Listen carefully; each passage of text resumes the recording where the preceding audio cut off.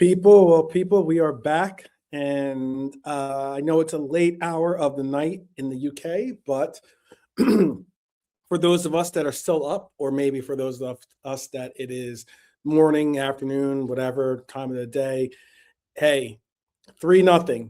A lot of us didn't necessarily see it going that direction, but as I said before, I will take it. I am not angry about the result at all.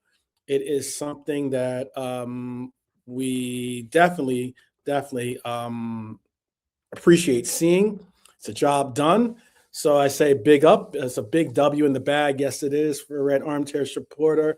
You are on spot with that comment. Shout out to Lee Wizkid as well. Wow. I don't think many of us were expecting this result. Again, like I spoke earlier, like Marseille away, the Velodrome rocking, Champions League pressure. It's certainly a pressure cooker. Liverpool didn't flinch though.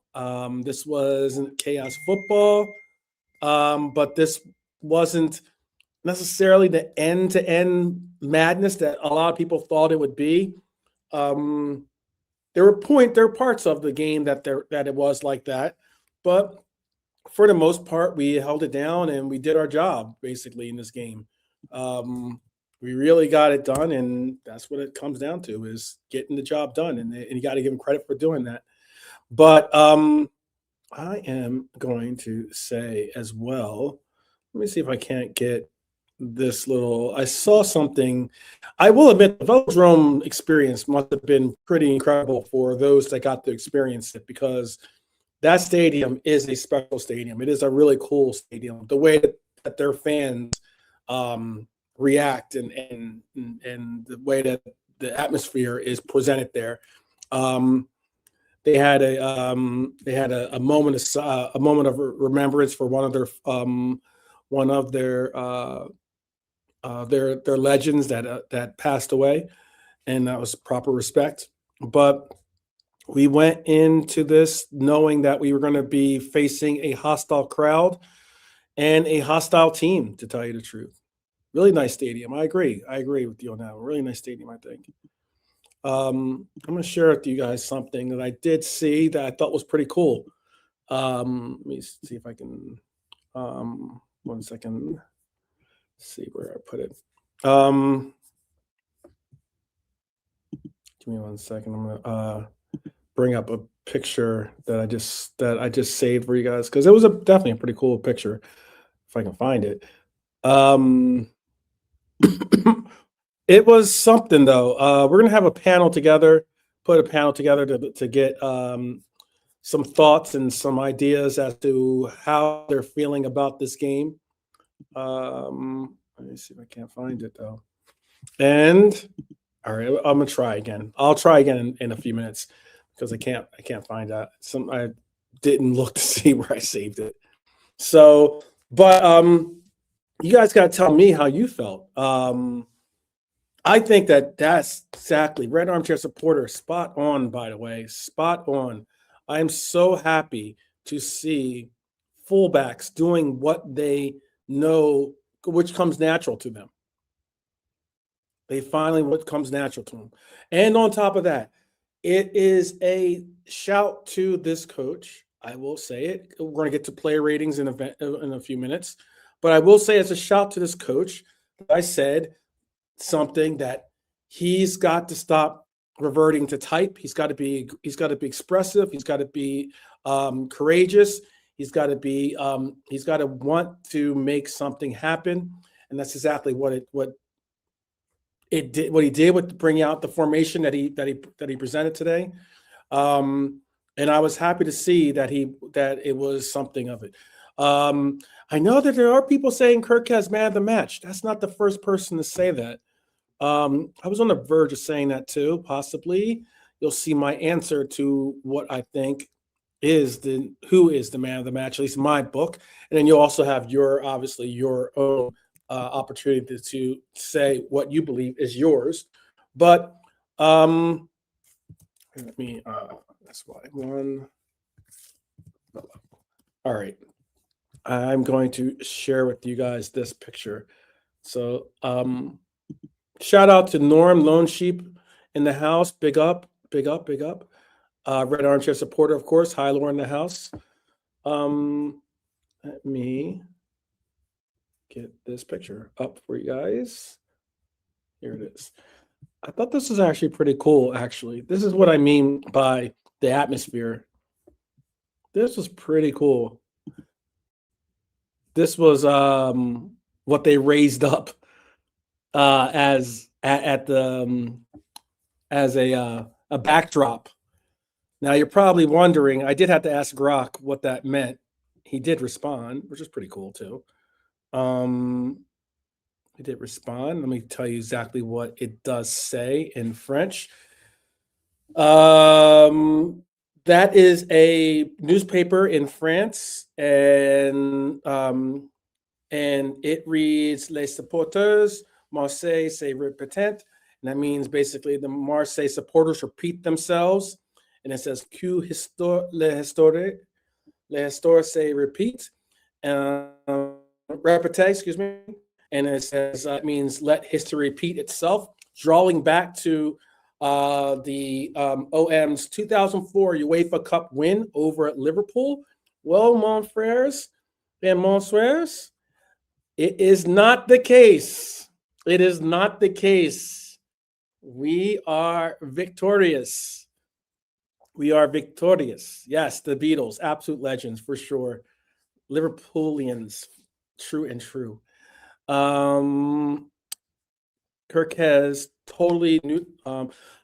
Yes, he did take Greenwood out of his game. He did take Greenwood. Let's not get twisted. Like as in, you're not going to stop every approach by them, but you're certainly going to want to do your best to do so. And I think that he did make a really great stand against them. But let me also see. Let me see. There's another great shot. Let me see if I can show you another great shot of this. Hold on. You can kind of see this is they had the picture actually up and about during the actual beginning of the games. Shout out to Dara. Big up, my brother. Let me show you another episode of it. And there was one other. This is another shot of that picture, but it's further out, so you can kind of see how it's a pretty cool shot. I think. I would like for us to do more of this at our stadium. That's pretty cool. That's definitely pretty cool. But those Beatles are reading lightning does not strike twice. And they are reading 3-0. 3-0. So you're holding up the 3-0, 3-0. So did Greenwood get a kick on his ankle tag? Oh, I got that one. That's right. That's dirty. Greenwood, he had to switch positions throughout the game. He did. He was trying to find space because he was getting marked so well. There are a lot of different candidates possibly for man of the match in this game. I have to say also shout out to Dominic. I guess he heard me say that I would rather McAllister take free kicks or direct spot kicks, or not spot kicks, but direct kicks and free kicks. And he scored his second free kick of the season, which was a really good free. It was a smart free kick, by the way. Really smart goal by Dominic today. He ended up, that is one of the prime reasons why in almost every free kick that's that close to the goal, you'll see someone have to take the lying on the ground position behind the wall so that that doesn't happen. Well timed, well done, well performed by Arne Szoboszlai today in that case. Big up, JK. How are you doing, brother? All good, bro. After a result like that, you know what I mean? 3-0. Yeah, you almost got you and Red Armchair supporter almost got your 2-0, but I'm sure you'll take a 3-0 too. Of course, bro. Yeah, nothing wrong being wrong like that. A lot of us were way off. 2-2 was not what we got, but like I said, I'm happy to be wrong. It was a good one today. This was Liverpool walking into a very hostile environment. Let's keep it real. France is not a hospitable place for us to go as Red supporters, and basically when they rocked and rolled, as you can see from the Beatles in the background there, they said, we'll take control of this. Thank you very much. 3 goals, clean sheet, no drama, not spectacular. I wouldn't say it was like some masterclass. I'm not going to go as far as to say that, and if you do hear others saying that, let's temper it down just a bit, but it was good playing football. It was, I think, the best thing I saw out of it. One of the best things I saw out of this was something that I'm going to make sure I give proper respect on who said it first. I believe it was either Lee or Red Armchair supporter, but our wing back play was phenomenal today. They got to do what we want them to do, which is bomb forward. Go, just stretch the pitch. And that's what we got today. And that was really, really exciting to see. Really exciting to see. So I like to have this segment called, we've done it a bunch of times when we do our post-match, your feel-good moment of the match. What was your feel-good moment of this match? First of all, hi Dara and Red Armchair Helio in the chat. As always, bless up, bros. For me, I think it was that Szoboszlai free kick, I think it was just nice, smooth, and it settled the nerves like, we got a goal. Yeah. So for me, it was that Szoboszlai free kick. Okay. I could even add Gakpo's goal. I was happy for Gakpo. Yeah. There you go. I mean, I just thought, what I like about Gakpo is when he scores, he's so determined. Like, you can see the passion in him. Like, he wants to break and score goals. Yeah. He could have made a 3-course dinner by the time he scored today, bro. Do you see how much time and space he had? Oh, he could have made dinner. But that's because they were pressed forward like anything. And at that moment, you knew it was basically gonna have to happen. Here, I'll bring a little Cody into the mix. There you go. There you go. Big up, Cody. I'm just saying, 7th goal of the season. I tell you the truth, I think he's done all right since he's come back from injury. He had that little timeout, him, Salah, remember? And it's weird seeing them two on the pitch today, together at the end, attacking, because Gakpo set up Salah should have scored. So it was just good to see them two. I said that before the game. That I would love to see them two get into the team again and get into the game again, get involved. And they both did that today, man. I think Salah played pretty well as well. I thought Salah played. We'll get into players' ratings, but I thought Salah played good. I'm not saying he didn't play good. However, he should have had like 2-3 goals in this game. Yeah, man. Let's keep it 100. Yeah. But and it wasn't like he even had it on, and those shots weren't even on net. They weren't even on goal. That was the frustrating part. There was like one of the I think it was Ekitike gave him it on a platter, and he took it with his left foot and went wide of the goal. And I was like, oh man, I want him to score so bad. I want him to get on the right foot. But I think that Gakpo one, Gakpo passed the ball through to him, and instead of using his was that Gakpo? I thought that was Ekitike. Was it Gakpo? Okay. I think it was Gakpo, bro. I'm sure. Okay. Yeah, I think it was Gakpo. So that's what I was saying. Them two combining was good. Salah should have scored there, man. He was a sitter, man. But good to see him. He was busy. He was busy, and Yeah. he was engaged too. It was Gakpo. Mhm. Big up, big up.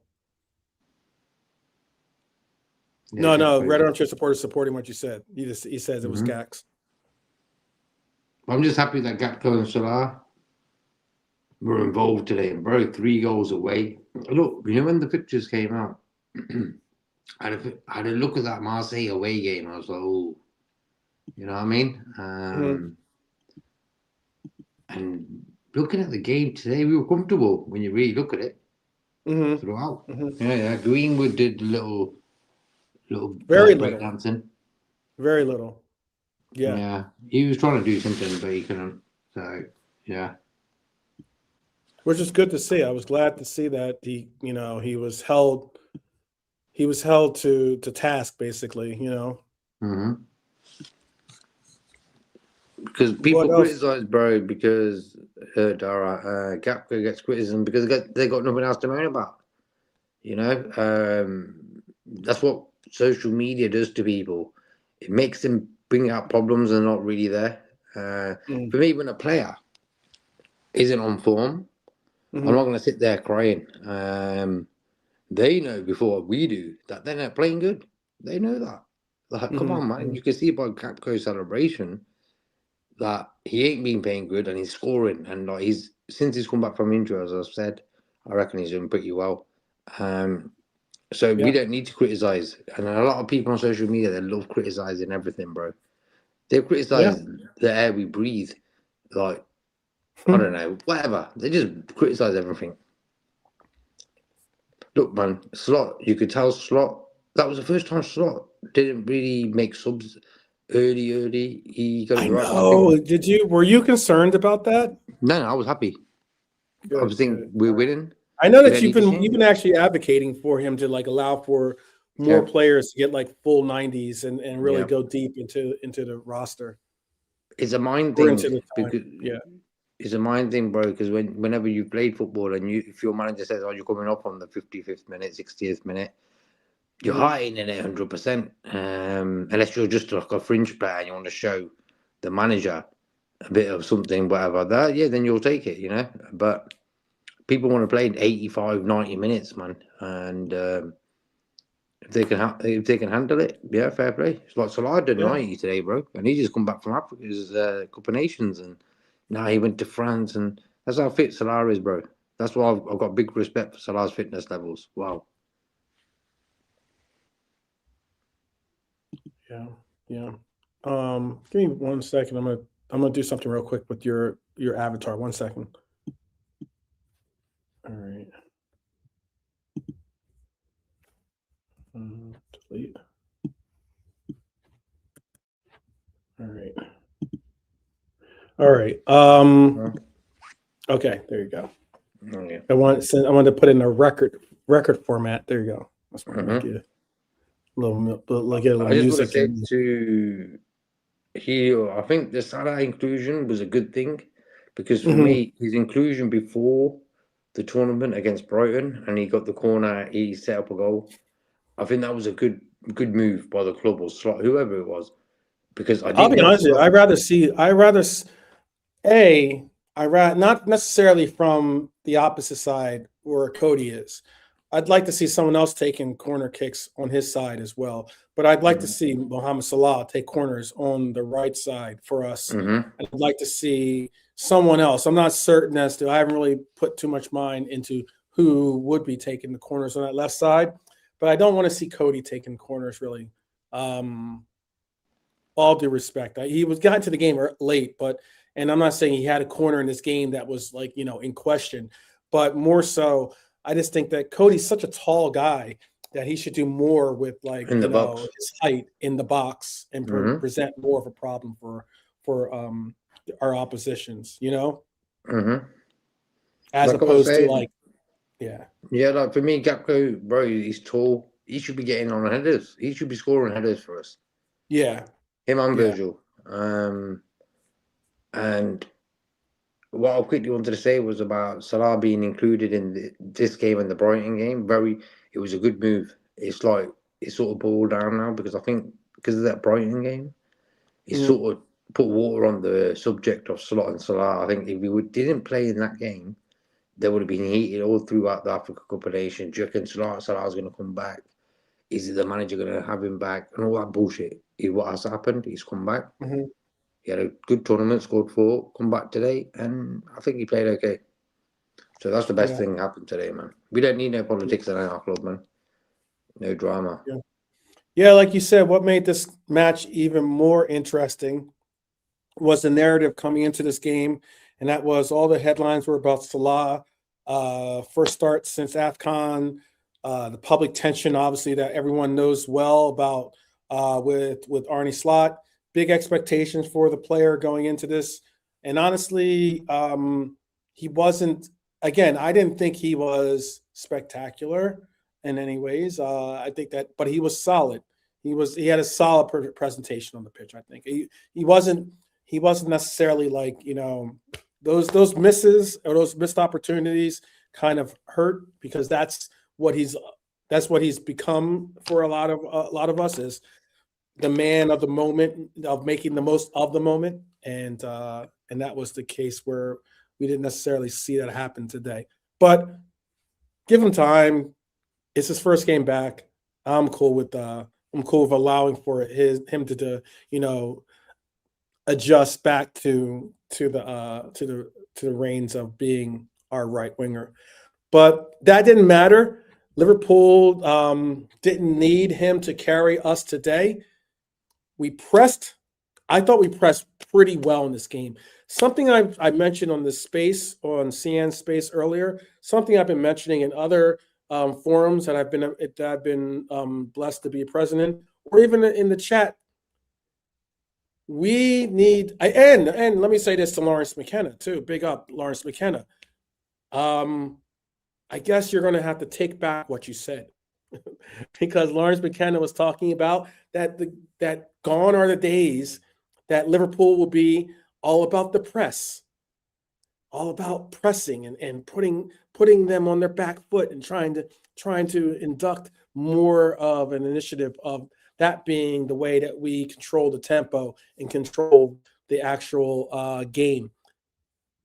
Lawrence, you got it wrong there, brother. I think that this is exactly an element of our game that has to always be present with this club.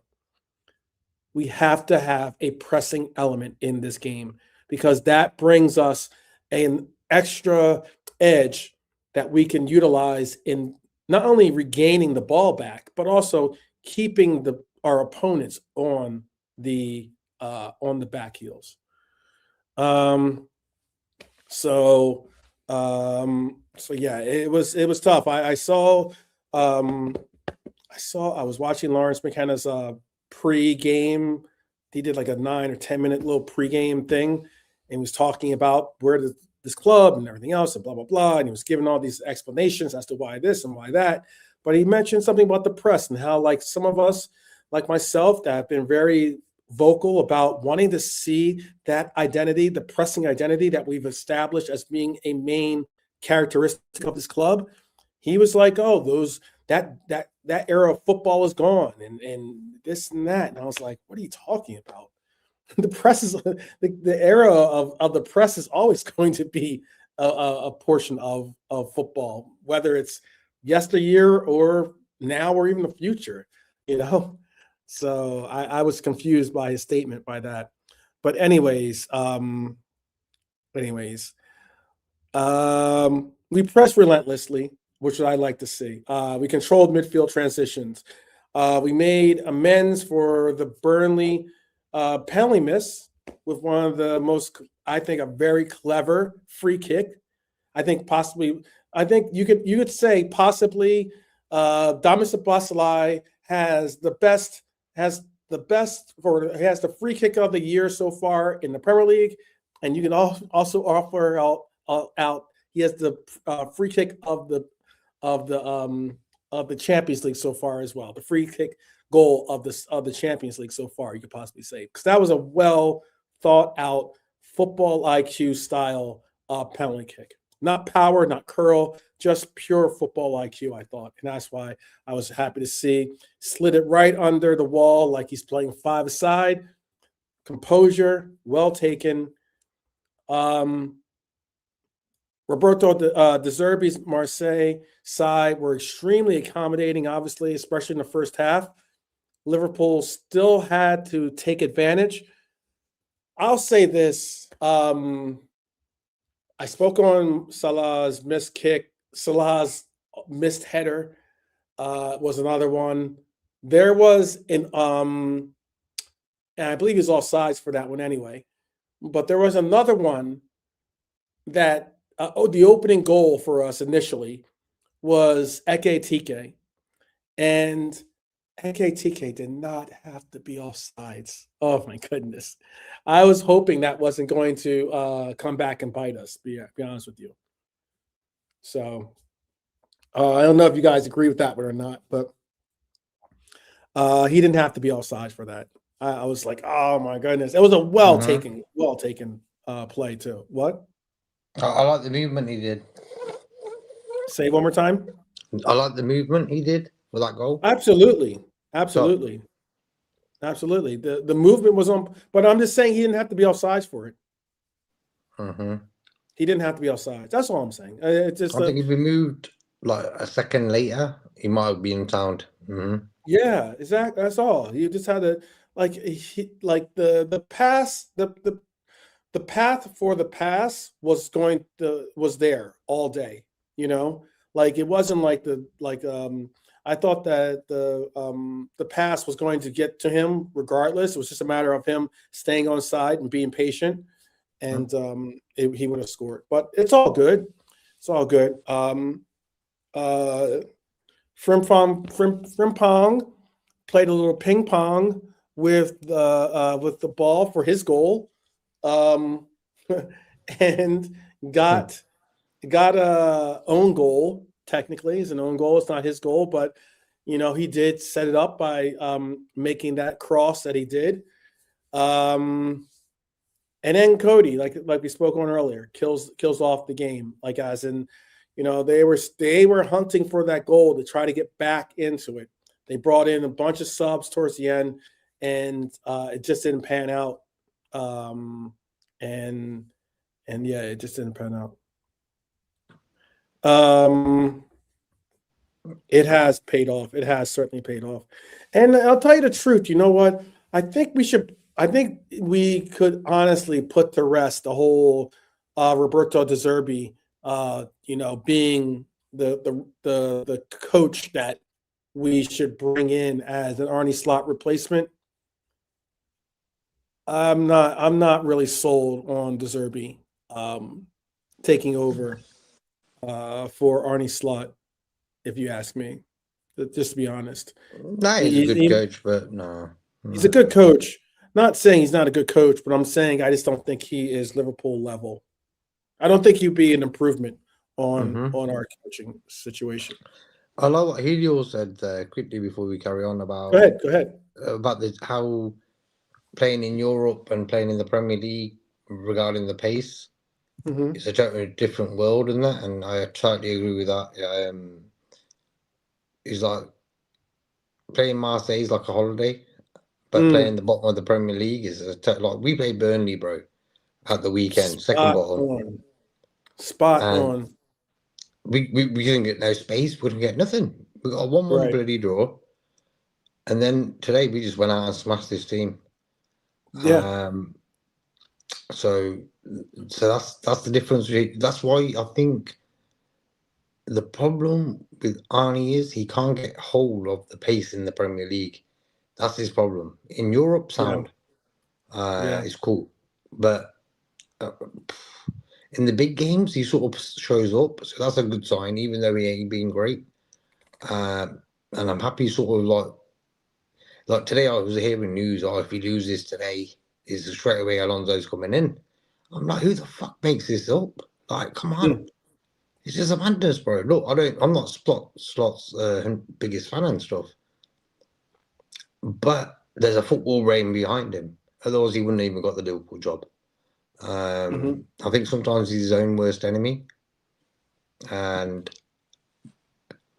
today he got it right, man. So fair play. Chiesa got injured in the warm-up.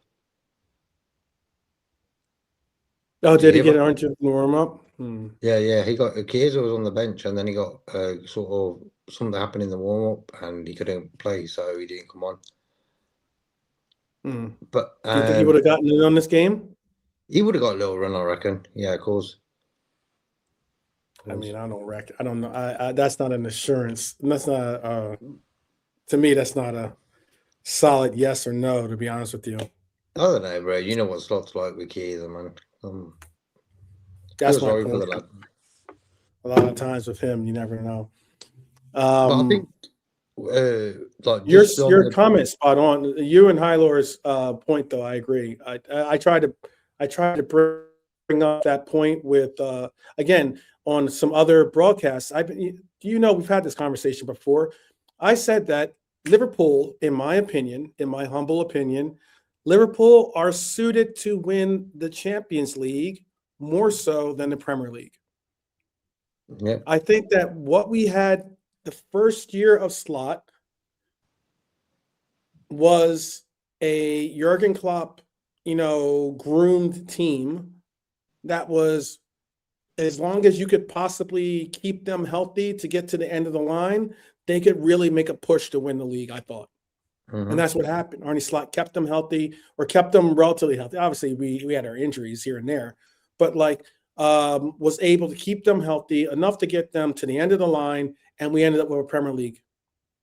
But in the Champions League, when we went up against teams like PSG and the likes, or even PSV, but more so PSG, because PSV was a tempered and well rotated lineup.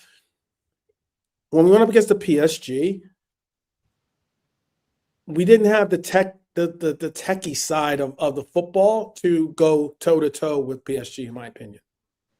But what we did have, if he had just committed to it more, in my opinion, again, what we did have was the heart, the grit, the hustle, the intensity, that commitment to work.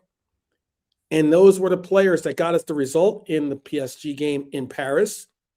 And when we had the opportunity to go up against PSG at Anfield the second time, he chose to go back to the same lineup we went with in Paris. And that's what I believe ended up not bringing us a result. We should have went with a lineup that was more about going to make them have to fight, make PSG have to fight. You're talking about the difference in Champions League and in Premier League. In Champions League, it's a lot more open games, a lot more finesse. You'll have a lot more open play. But in Premier League, in my opinion, especially now as of late, you have teams that are hunkered in either in low blocks, that play for set pieces, play for corner kicks. They're playing to get fouls. They're not necessarily looking to have a lot of open play possession. And the difference is, in Champions League, you can get that kind of play. In the Premier League, you don't. And that's why, to me, when we went out and bought a lot of these techie-style players, these fast techie-style players in Frimpong and Kirkes, these techie-style players in Wirtz and Isak if he was around, but certainly in Ekitike, those kinds of players are meant to play in the Champions League, in my opinion. They're meant to have space in front of them. They're meant to be able to have the ball at their feet and take on defenders. That's a major difference, and that's why my prediction of us winning the Champions League still stands. I hope I'm right. I'm sure most of you are hoping I'm right as well. Some of you are not, maybe not in the chat, but at least I know some people out there just love to hate on each other. But yeah, that's just my perception. Hope you're cool, bro. Yeah, I'm like you, bro. I think Champions League. Why not? Why not? Mm-hmm.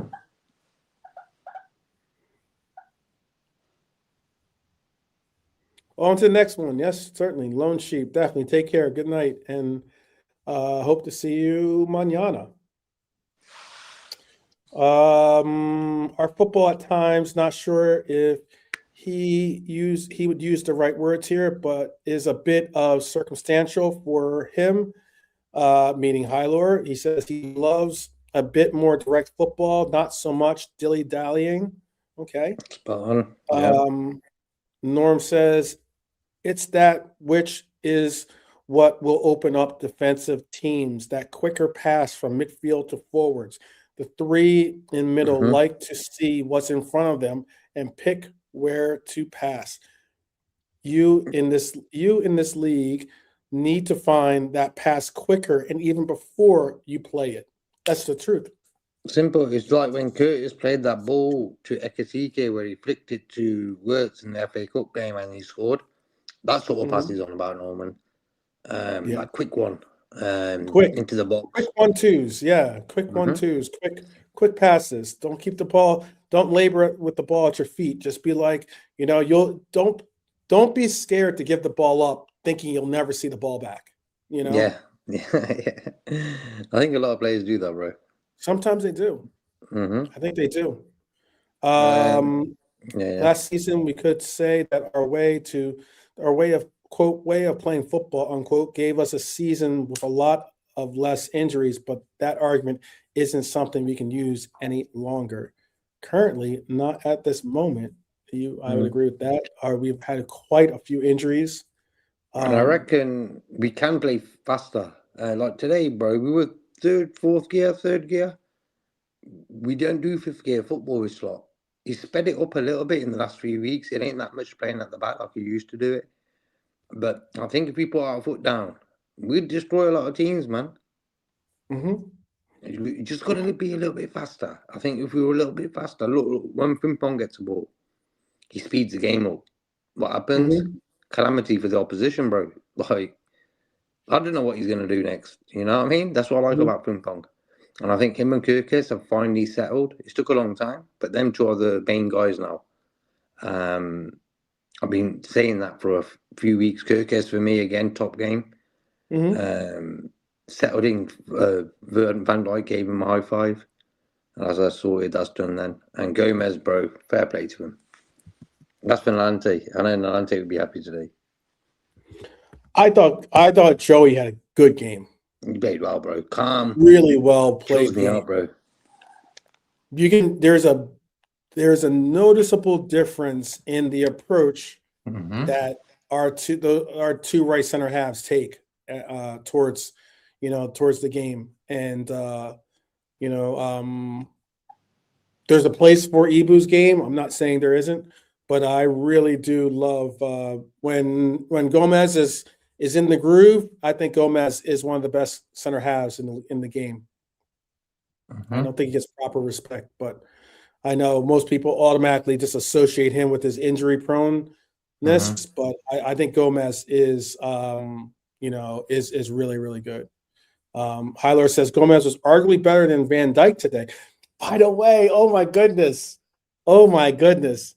Did you not think, were you on the edge of your seats when you saw Joey G get a header to the cross on that early corner? Oh my goodness. I thought we had Joey a goal. Yeah, he was close. I thought we had Joey a goal. I don't think it's gonna happen, bro. What'd you say? I don't think it's ever gonna happen. Maybe not. Maybe not. Yeah, I would say that, and that will happen. Never say never. Never say never. Never say never. But bro, I'm really happy in the way. Look, for me, a centre back, you got Alan Hansen and Van Dijk, the greatest ever. And what it is about them guys, very calm, and they're in control. You want your centre backs to be in control. With Kanate, he's like that, but not all the time. With Gomez, you get a different sort of energy. He's very calm, where Kanate is a bit crazy sometimes, maybe, you know what I mean? Mm-hmm. So I think when you got, like, Gomez came into the team at the start of this run, we've got unbeaten run. Gomez came into the team, if you remember. And I think he sort of brought that calmness in. So for me, Slot can say now, you know what? I think when Kanate comes back, Joey G starting, Kanate can hit the bench. And I hope everything's sort of cool. I think Kanate needs a little rest as well, maybe. And I don't know what's going on with him. I hope everything's sound. Yeah, I But, hope everything's well with his family. yeah. There's no real, announcement Problem. and there doesn't have to be. But I'm just saying, whatever is going on with his family, I hope the best works out for whatever's going on. Mm-hmm. It was obviously important enough that he had to miss a game, and he had to miss it while his team visits France. It's one thing for it to be maybe like a game in London or a game in, I don't know, Bournemouth or something like that. But it's another thing that we were in France and he had to miss the game. So it had to be something important. And we wish him the best, wish him and his family the best. But Joey held it down for him. Joey Mm-hmm. definitely held it down. Yeah. Virgil did play well. He did some good defending. He didn't do. Yeah, he was back on it today, Virgil. Yeah, That was the best game I reckon he's had all season, probably. He was just he was good. back to his best. He did that thing where that's what I like about Virgil. He don't use force. He just uses angles of his body to defend. Right. And he's a master at it, bro. Yeah, he is. Norm was saying that too. He showed the art of defending in the first half, where he smothered their player and just stayed with him, forcing him to go wide for a throw. And it's the truth. Like he basically, I remember one of the plays. The player was trying to get around him, and he just held his ground, and he continued to usher him into the direction he wanted to go. The player ends up falling on his face, and the ball goes out, and it's like, okay, mission accomplished. Spot on about that. I said to my brother's son about, if you want to defend, just watch Virgil van Dijk, and I think that first half was like Virgil at his best. Yeah. Wow. Yeah. Just watch how he plays, bro. Like I think football. I've played like centre forward and that centre midfield early on when I started playing football. Then I realised one day I want to play centre back. Not because I want to stay there forever. No, I just wanted to play centre back so I can read the game better from the back, and it helps you. And yeah, that's why for me, when I see players just play one position, it's a bit weird. Yeah. No. This statement right here by Hylor's, this stat, that's incredible. Joey completed 100% of his passes today. Madness. Wicked stat that is, man. That's a wicked stat, yeah. That's what he's very good at passing, Gomez. I was watching all his passes today, yeah, man. Oh, no, he's excellent at passing. Mm-hmm. Excellent at passing. And that's the thing about it. That's why I've been saying, I know Nalante loves Joey, but Joey G, and he advocates for him playing all the time. But the reason why I've been wanting to see Joey, if he could stay healthy, I think that Joey would be a more natural selection at our center half than even Ibu. And I'm not saying that just because of hindsight or because of one game, but what I am saying is because I've just noticed that a bunch of teams have tried to make Ibu our distributor of the ball, and they've been trying to force him to be the passer and distributing the ball from our back half. True. Not saying that he can't pass. I'm not saying that at all. Ibu can pass. He's had some good passes, but he's not at the level of a Gomez who has the ability to pass like a right back, and that's the difference. Now, all of a sudden, if you are going to stay with that same game plan of, we're going to try to make their right center half take on the responsibility of being the distributor of the ball, guess what? Joey can do that. Joey can do that very well. And that's what I like to see. That's what I definitely like to see. I'm going to give you something that's called the manager's minds. That's what I'll call this segment, manager's minds. Ooh, that's joking. Slot versus De Zerbi was today's matchup. And what I mean by the manager's minds is getting into the manager's minds today. One of the most interesting layers of the game actually happened before a ball was even kicked. because this wasn't just Liverpool versus Marseille. This was basically Arne Slot versus Roberto De Zerbi. It was coach versus maybe replacement, in some people's minds. It could have been, it was, but a coach that's going through things, trying to fight for the identity of his club and his team, to a coach that has definitely Marseille playing decent football. They're involved. They're at third place in France, and it's coming up a 5-2 victory. They were in touch with themselves, and two coaches who believe in ideas, two coaches who believe in structure, two coaches who care more about how their teams play than just the final score. And in this one, Slot won the tactical chess match because Slot has some comments in some ways about him today. And most notably, something I said earlier, Slot went with a 4-2-2-2. And it worked beautifully. Narrow shape, double pivots, controlling space. I've been saying this from the very beginning because I love working with tactics and dynamics. It's why I like playing Football Manager more than I like playing FIFA. And that is providing, I've been saying this, allow for the fullbacks to provide the width for your team. Let the fullbacks provide the width for the team. And by making it narrow for our team, you're providing plenty of space, albeit for them. You're taking away the middle strip, that middle third of the pitch, and you're allowing for the wings to be wide open in a sense. But you're now having to take on fast, pacey wingbacks. And those fullbacks, if given the right opportunities, if they can get a turnover, get a quick press, and do a counter, all of a sudden they're running into empty space in front of them, and you've got plenty of targets lined up in that center, waiting for the ball. That's something I've been wanting to see. It's why I've been asking for the two striker system. Once we get all these components back, we get Isak back, and we can have Ekitike and Isak back, and maybe we start incorporating maybe even a Dan's, or maybe we go out into the free market and bring in a player. It could be, I don't care, it could be Tony for that matter, right at this moment. I don't know about that, but all right. But all the point is, it would provide us some goals. What that did completely nullified Marseille's transitions today. Greenwood was isolated.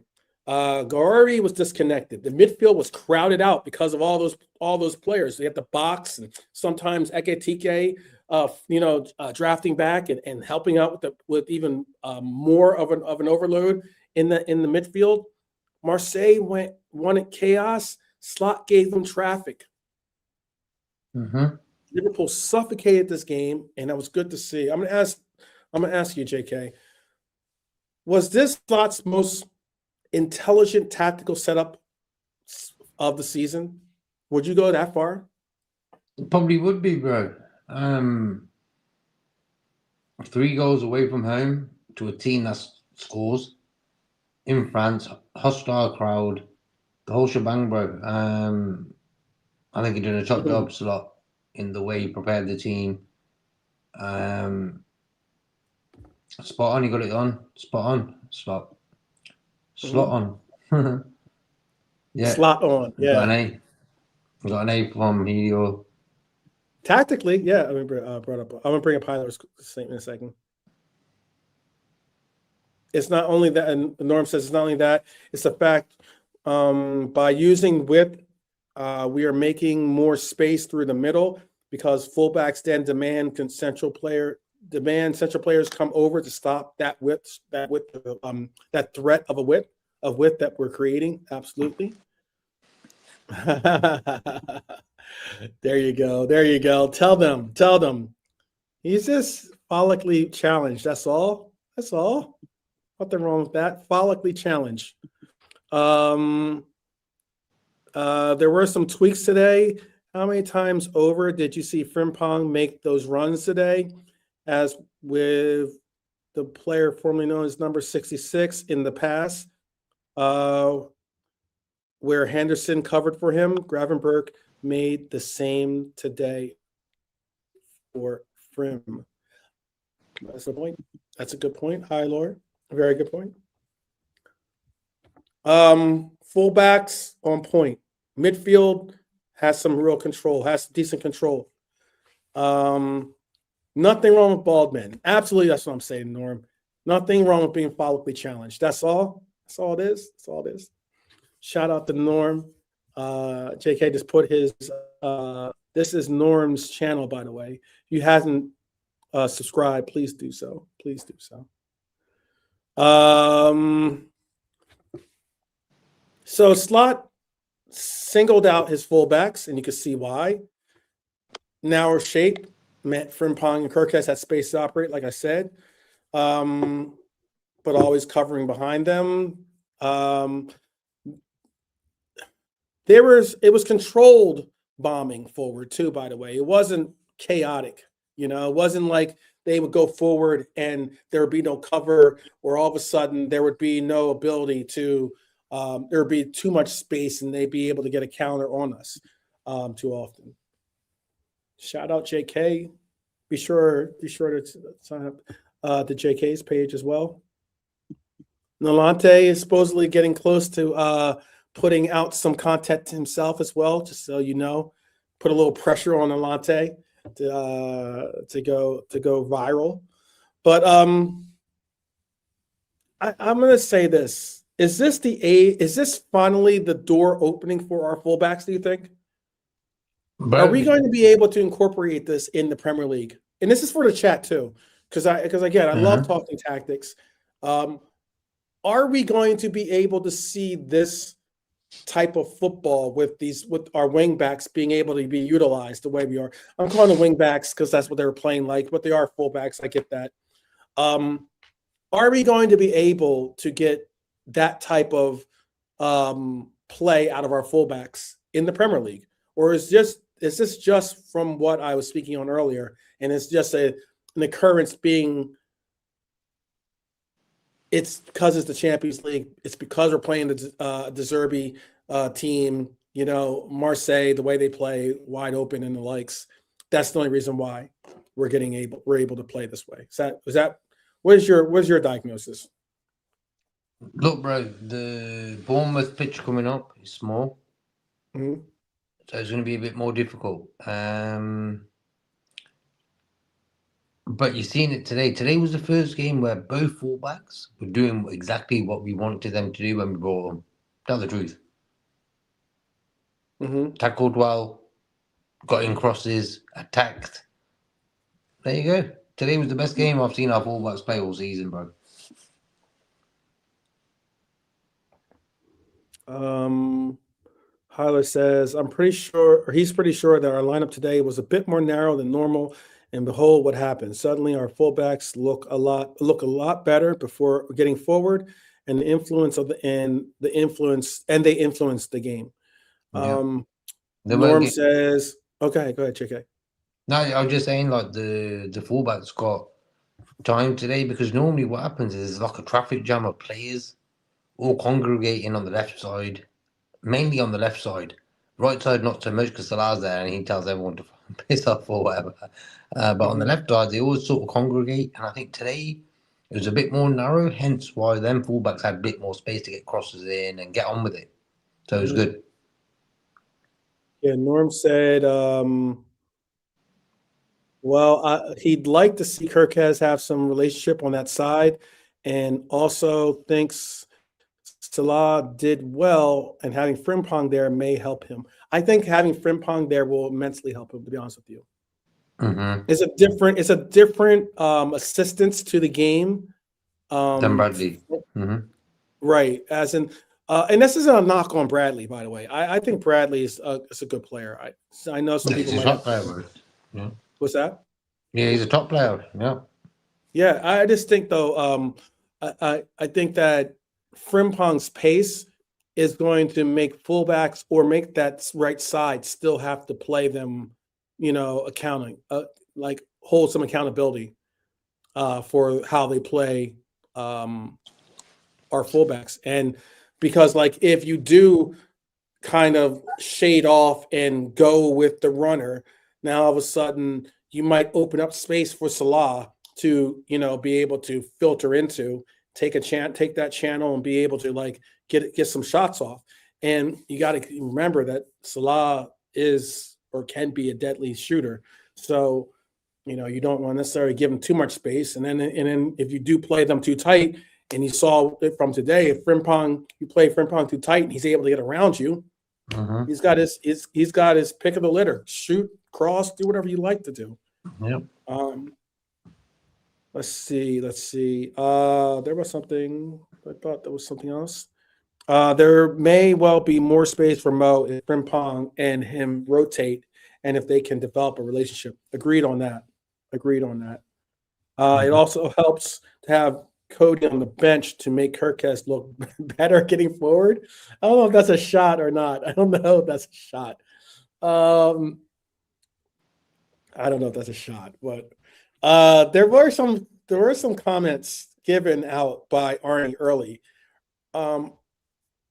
Arne said that I did put it down in some of my notes here. He said that Zerbi is one of the best coaches in the world. I don't know if you necessarily agree with that or not. Let me see. I know. Let me get the exact quote. He said, yeah. He said Slot called De Zerbi one of the best coaches in the world. Not because of trophies, but because of style, philosophy, and player development. That's a very high praise. That's very high praise from a coach that you're about to see. I thought that De Zerbi's Marseille team is a work in progress. De Zerbi wanted them to come out and play. You saw some of their players playing very, very rough and tough, some of the play by some of their players, like what was the guy's name? Pavard, I think his name is, right? Is that his name? I don't know if he remembers or not. Let me see if I can find his name. I think it's Pavard. But some of their players were playing like pretty loose and reckless. And it was not something fun to see. That's why I think I'm gonna double check on the player's name to make sure I'm getting his name right. Tell me if I'm right or wrong in the chat if you can remember his name. I want to say it's Pavard. Yeah, Pavard. He got a yellow card because he ended up like pushing Kirkes in the back. I don't know if you remember that play. It was a stupid play. He should have gotten a yellow card before that too, by the way. He's playing very physical. And the yellow card he got for the push in the back was a dirty play. That was just stupid. Guy picked up Kirkes picked up the ball, albeit you want to play quick and fast and everything else, but he literally shoved him in the back for no reason. But again, Marseille is a good team. I think that the goal for Marseille, De Zerbi says, is for them to challenge PSG. They are still work in progress. They are still work in progress. Let me see for you. I'll double check that for you. Benjamin Pavard played. Yes, he did play for Bayern Munich. He played for Lille. Then he played for Stuttgart. Then he played for Bayern Munich. Then he played for Inter. And now he is on loan at Marseille, I believe. And I think he's still on loan. He's either on loan or maybe they end up purchasing or not. But he was their He was their right back today. He was very physical, very, very physical. But yeah, Marseille's got a bit of growth ahead of them to be big time contenders, not only in the Champions League, but certainly in the French league as well. They've got some movement to do, some growth to do. But all right, let's get to that time of the show. It's the hour mark, and I think it's perfect time to go into player ratings for this matchup. Player ratings for this matchup. I didn't put together a board, but I will actually, you know what I can do is this. I think I did say this, but let me say this. I'll bring up something so at least you can see, you can at least see what it is that we're going to be working with here. At least the names and players that we're going to be taking into account. And let me do the bottom part. All right. So this was given to us by JK earlier today before the game. Ali. So this is what we were dealing with before. I think Ali was largely untroubled, but there was some saves. He had two strong saves today. Common distribution, gets the clean sheet. So that's obviously going to give most people are going to probably give him an extra point for that. Exactly what elite goalkeepers do in controlled games, in my opinion. I gave Ali I would have given him a C, but I gave him a B. What was your grade? What was your number or letter grade? B or A? I gave him an 8 or a B. I'll give him an 8.5 out of 10. Okay. Ali got a 7 from Norm. Okay, I got you. I think his saves were good. Yeah, the Derby does play a 4-4-2. Hi, Lord, you're absolutely right. He goes out with he subbed on who he had in that extra forward position with Greenwood. He had Greenwood up top and he had someone else, Gory, I think his name is, or something like that. And I remember he got subbed off later on in the game. But Norm's giving him a 7. 2 or 3 saves he had to make them, and he definitely made them. There's some really good saves. All right. Jeremy Frimpong. Pure energy, man. Pure energy. Song. Anyway, didn't always look like that this season for Jeremy. He was trying to find his way into incorporating his speed into our offense, but constantly created problems. The second goal, despite it being an own goal, was purely set up by Jeremy Frimpong. His pace, his ability to get around his opponent, force mistakes, sheer persistence. I gave Jeremy a B+ today. 8.5 if you want to do a number. What did you give him? I'll give him an 8.5 as well, bro. Clean sheet. Got us our second goal. Was active all game. Bang on. He's getting into the rhythm now. So that's good to see. And I remember yesterday Norman was on about letting their centre halves have the ball. Yeah, they do. They like their centre backs to have the ball. I realised today straight away they were the main guys with the ball, playing from the back, sort of thing.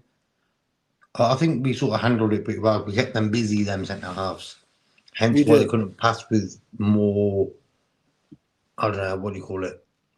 More bang bang and do some damage to us. So all in all, it was sound. But they do like playing from the back. I realised.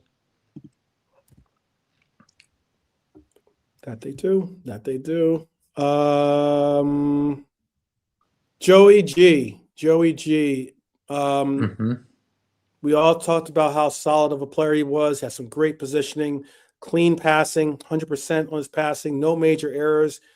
Could have done better with that header. Even he knew it. He was like, he's just so agitated by it not going the direction. He headed it, and I think he thought he was putting it right on goal. It went wide of the goal, but it's okay. It's okay, Joey. You didn't allow for Marseille to build anything today, and we appreciate you. But I gave him a C+ for today. What would you have given him?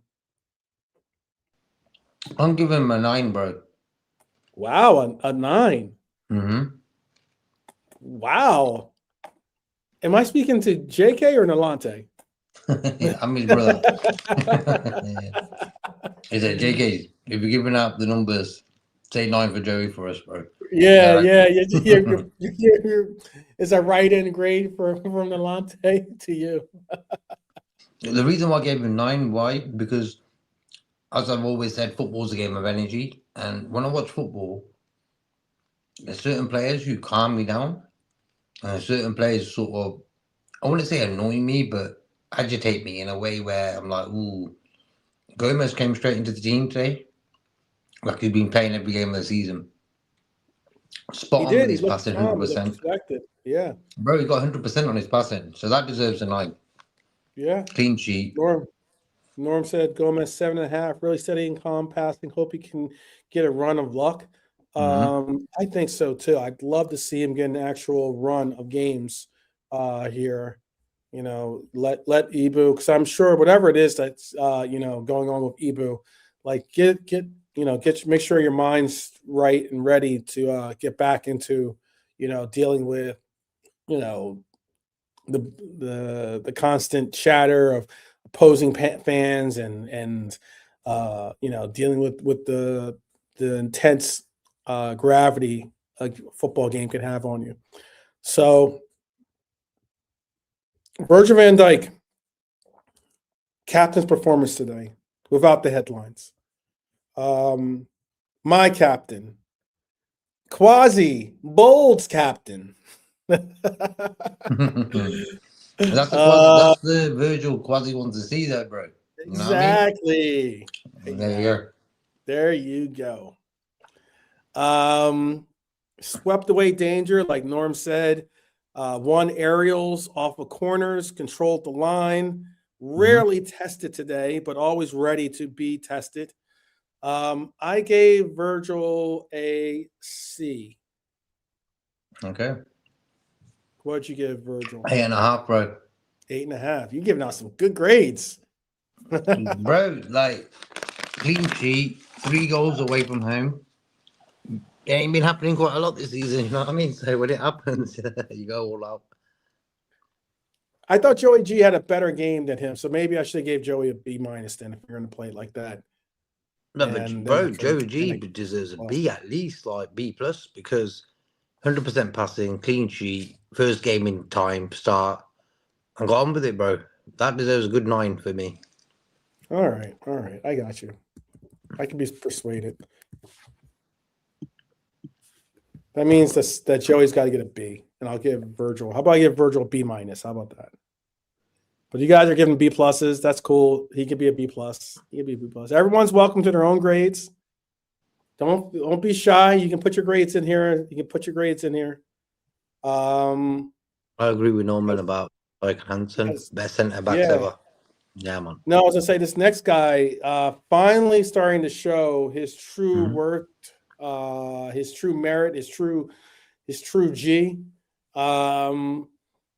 Aggressive, was fearless today, technically sharp, shut down Greenwood, still found time to be a constant outlet going forward, was a pain in the neck, as I said, for our opposition, so much that they were, going over the top by pushing and shoving. Proper European performance by this guy, Milos Kerkez. Definitely shout out to you for this. I gave him a B+. I don't think I gave anyone an A today, but B plus. Mhm. I know I was trying to be like not too red glasses, but I got you. Kirkes gets a 9 from Norm. Got forward, defended well. He blocked the cross for a corner and shouted, "Get in!" Man of the match for him. Well done. Okay. All right. All right. How about for you? Man of the Yeah, match? man. He's close there. He's in the mix.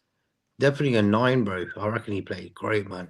You know, when I first seen Kirkes play for us, I Mm-hmm. realized quick that his energy is top class. I said, watch him when he lands properly, when he's settled and he's comfortable in his role. You know, playing next to Virgil van Dijk, best centre half in the business. It's a big task, bro. You're not playing next to I don't know, just a standard centre back in the Premier League. You know, you're playing with Virgil van Dijk. And I think them two had their rocky start and stuff. But today, when they high-fived each other, Virgil knows now this guy's settled. I don't need to worry about him. And ever since then, Virgil looks a bit more better. So Kirk's 9, bro. Top class, man. Okay.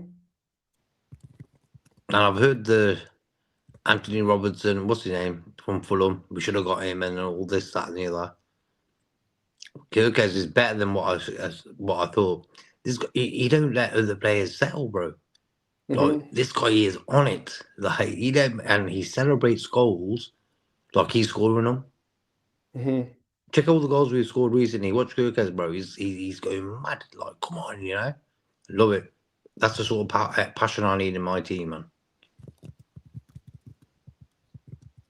Mm-hmm. Um, let's see. Let's see. My list here is the next on my list is Alexi McAllister. I think McAllister unfortunately isn't getting enough credit considering he did a lot of dirty work today, controlled Yep. tempo, recycled a lot of possession, allowed others to play higher. Wasn't really looking for being in the spotlight of being the glamour guy, but had some was vitally involved. Should have possibly scored a goal himself too, by the way. Had a good look at goal that he should have probably done better with. But I gave Alexi McAllister a C minus today. What would you have given him? I would say that's probably his best game of the season today. He was just there every time you needed him to be there, bro. Didn't drift, sort of stayed in that position we wanted him to stay in, and he just got on with it, bro. Good game for him. He was just back to his sort of level he's good at. So for me, top game from him. I'm going to give him an 8 out of 10. Okay. All right. See what chat's saying. 7.5 for McAllister. Norm said he's been annoyed with him this season, but impressed tonight, neat and tidy and calm, and helped keep them at bay. I thought that was what I heard someone in a panel that I was a part of. I wasn't a part of the panel when he said it, but then when I got a part of the panel because I heard him say comments. I heard this is one of the comments I did hear, and the guy was going on about, oh, McAllister, he's people think that he's good or he's this or he's that, and he's like, oh, they talk about him and like he doesn't do anything for Argentina and he doesn't do anything for Liverpool, and I'm like, I don't know what you're watching, man. I honestly don't. You can be critical of his game this season. He has not been the McAllister of last season. That much I am very much open to admit. But to think that McAllister, that there isn't a player there, then you obviously haven't watched any of his World Cup play. You haven't watched any of his time at Brighton, and you certainly haven't watched his years with Jurgen or with Arne. This guy's been a very, very big part of our team. Very, very big part. Now I'm hoping that he can somehow find that rhythm again to be that same McAllister that we've recognized before. Like he was probably my favorite player from last season, bro. McAllister. Yeah. When we first signed him, I weren't his biggest fan. I knew he could play, win the World Cup and everything, but last season I was like, wow, what a player, bro. This season, yeah, because of that injury, second thinking it about getting into challenges and stuff. But today was a good game for him. He just got on with it. And sometimes you need players who just get on with it. You know what I mean? And he's one of them. Mm-hmm. Yeah. Same with Gravenberch. Yeah. The next guy on our list here is I can be allowed to use this one because last time he played badly that people didn't want to hear the sound effect, but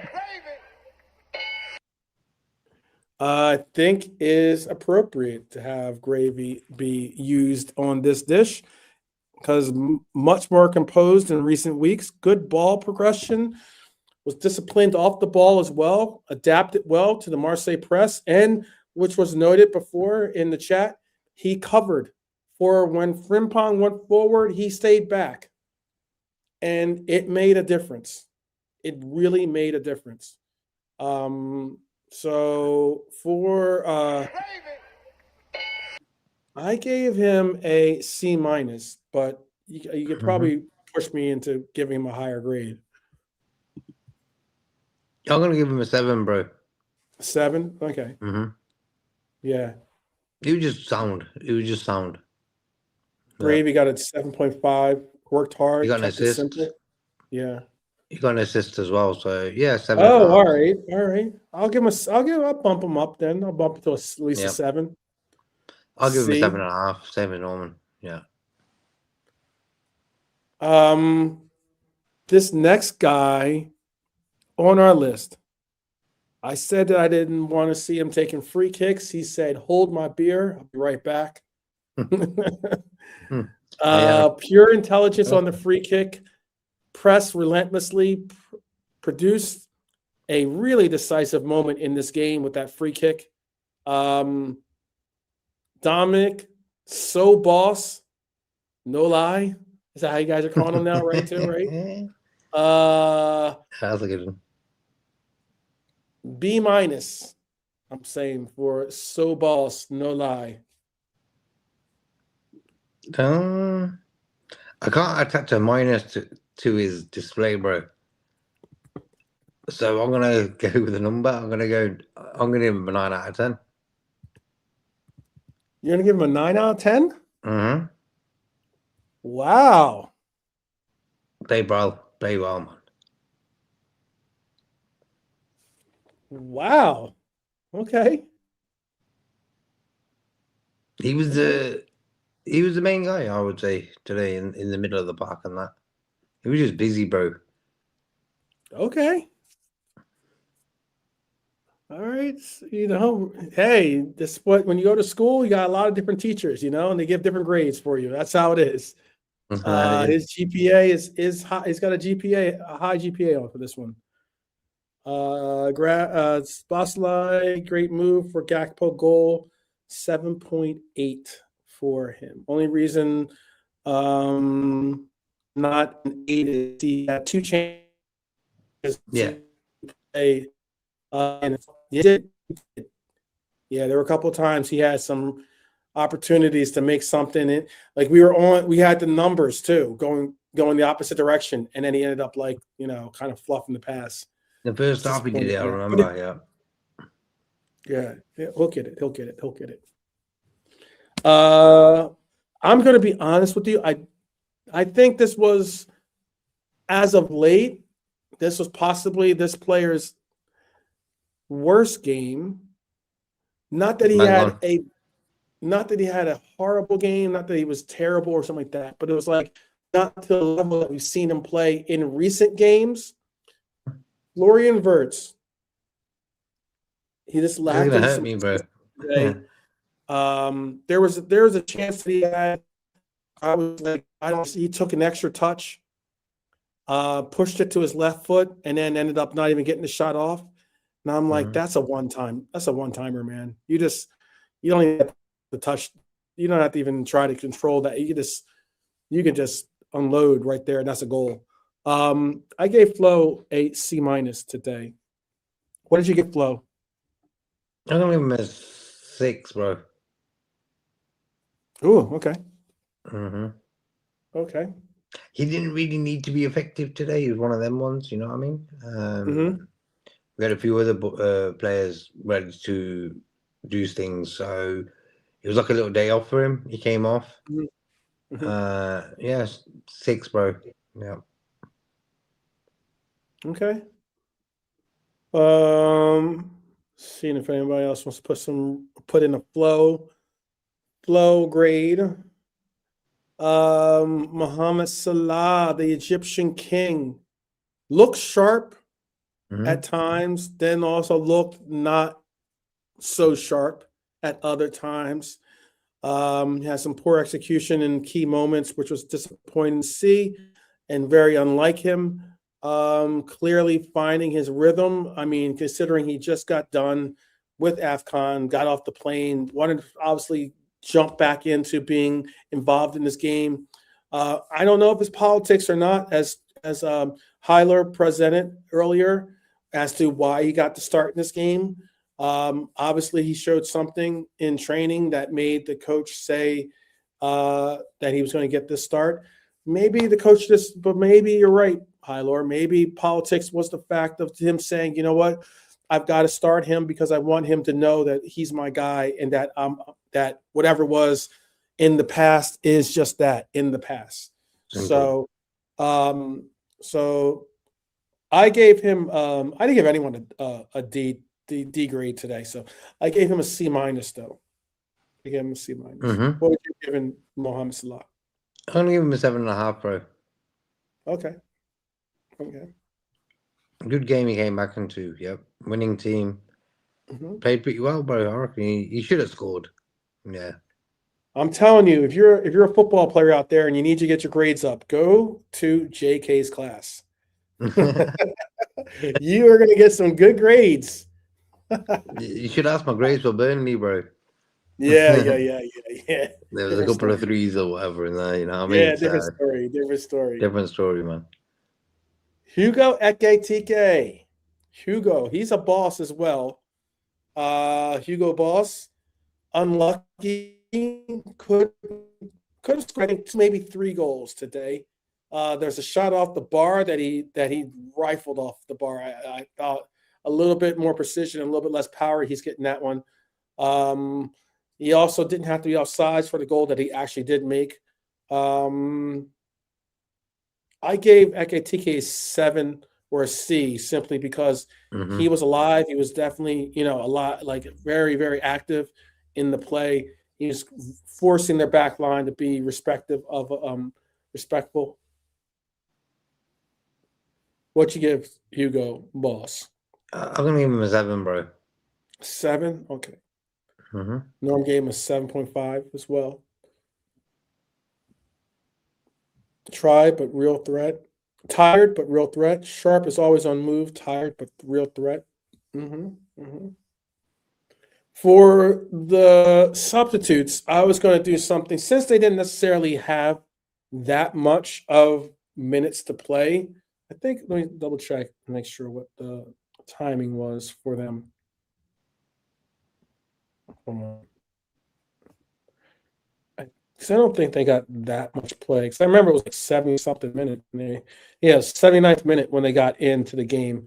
So they got 21 minutes. I guess you can give them a grade if you wanted to. I was gonna go easy on the subs. I was gonna try to do something different. You think they were satisfactory, or excellent? That's all you have to say. Because they only got 20 minutes to play. I thought that Curtis Jones and Cody both had satisfactory games today. Yeah, they played good, bro, when they both came on. I'll give them a 7. Gakpo got a goal. Jones made that run for Gakpo to get a bit more space. Yeah, job done, bro. Okay. All important. Arne Slot, the coach's rating. Got the balance right today. Didn't force chaos. Didn't chase chaos. didn't overthink it, which was fantastic to see. This was Slot trusting structure. Slot maybe hearing this broadcast, maybe hearing some of our broadcasts where we talk about where we've been talking about the 4-4-2 or maybe the 4-2-2-2 or even a 4-2-4 at times. But something that presents more of a different approach than the 4-2-3-1 that just isn't working for us right now, currently, in my opinion. I gave Arne Slot a B+. What did you give Arne Slot? I want to see, please. I know Norm has really been Norm, and I see Dustin, big up Dustin, in the chat. They've been giving some grades out. So, boss lad, I got you. Tell me what your grade for Arne Slot is. I want to see what your grade for Arne Slot is. If you could do one grade in the chat for me, please tell me what your Arne Slot grade is. I know it's not going to be easy for some that have been very critical of the coach, but you got to give him kudos when he does what he's been paid to do. I'm going to give him a 9 out of 10, bro. A 9 out of 10. Okay. Okay. I was close. I gave him I didn't give anyone an A. I gave him a B+, but I was hoping to see. I know it's not easy because I know people have been very critical of him. I've been very critical of our coach. But I will give him proper kudos and applause and appreciation when he gets it right.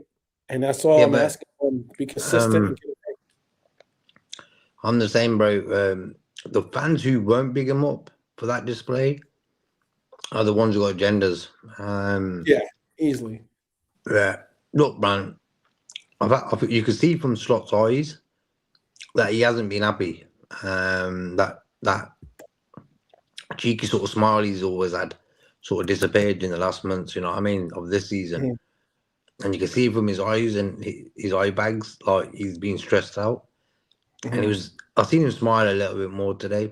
Look, man, at the end of the day, as Helio was saying, if we can play faster football, we're destroying teams. And I wish he knew that.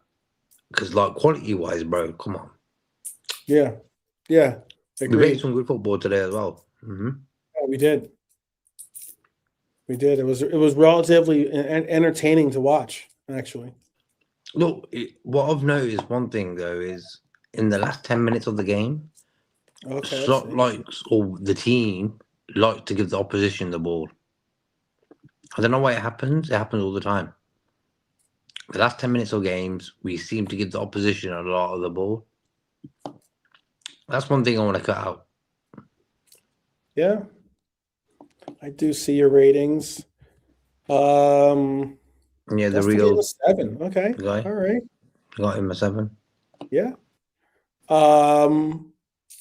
Who's your man of the match? I'll tell you mine off the bat if you want to hear mine. I have mine ready, but who's your man of the match? Okay, I'm sorry if I'm breaking up a bit or if I drop out. Please, JK, definitely take over because I know sometimes my internet can act a little wonky towards this time of the day. I'm going to give my man of the match to. It's out of 2 people, bro. Actually, 3 people. Szoboszlai, Kirkes, or Gomez. Ooh. I'm gonna give it to.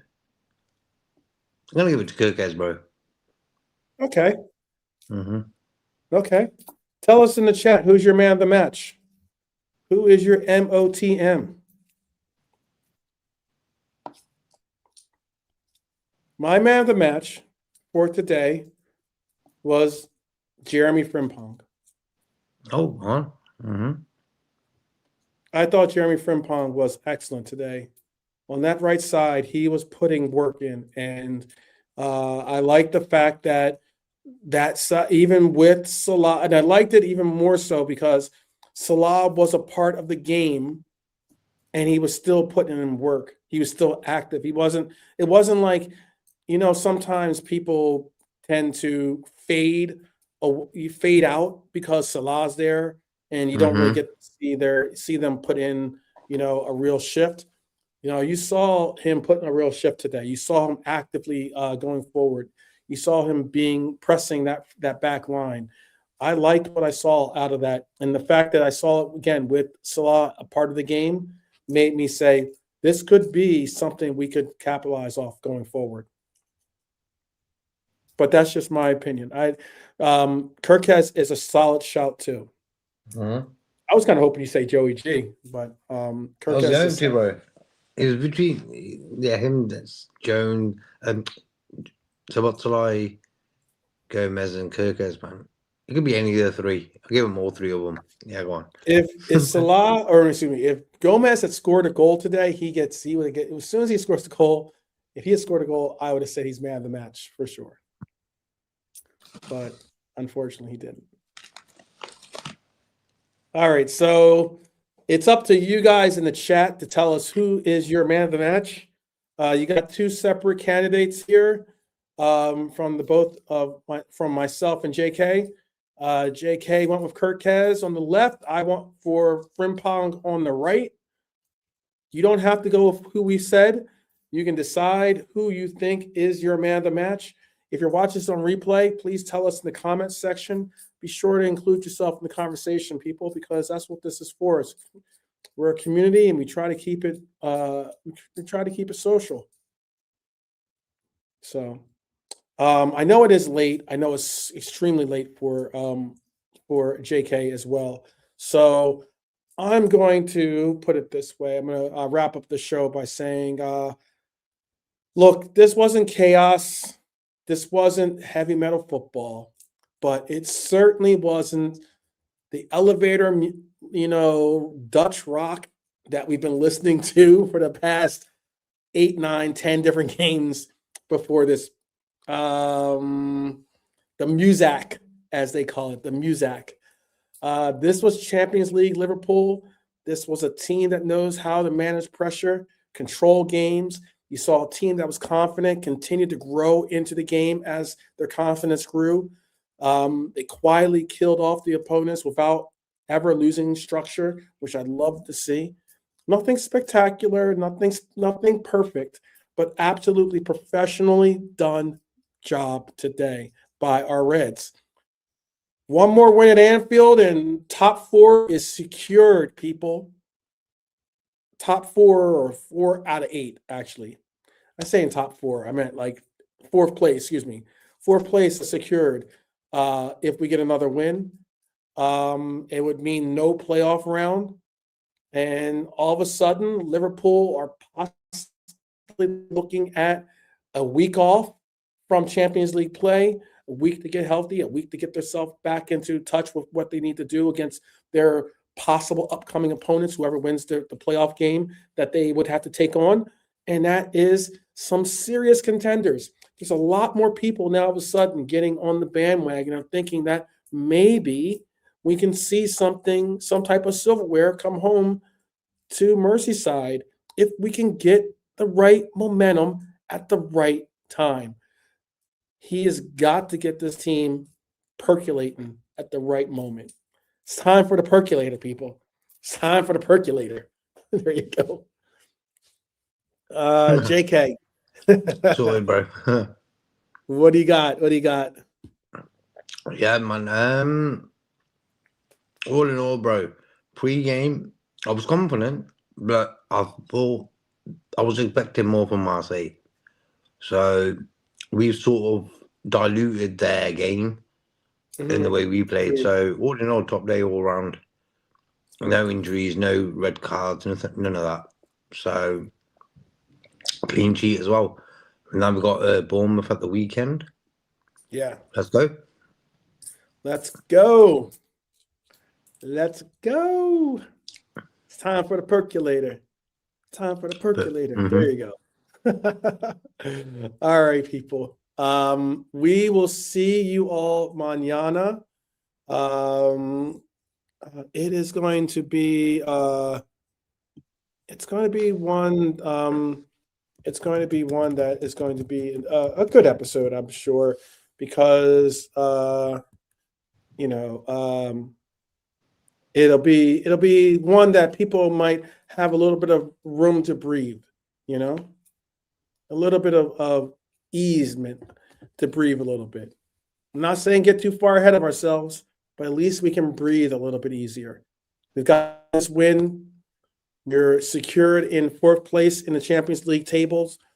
And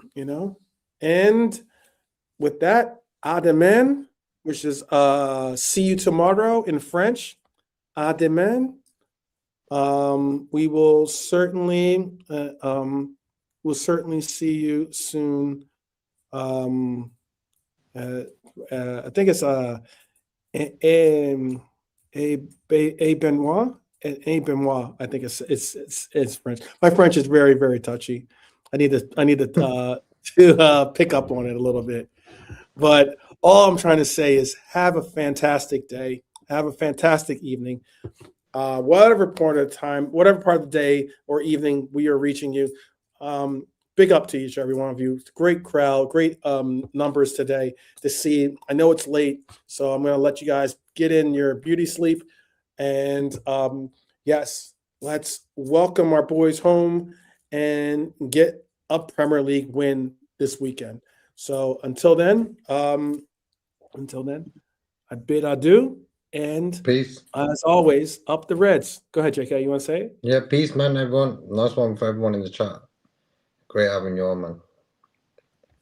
Peace.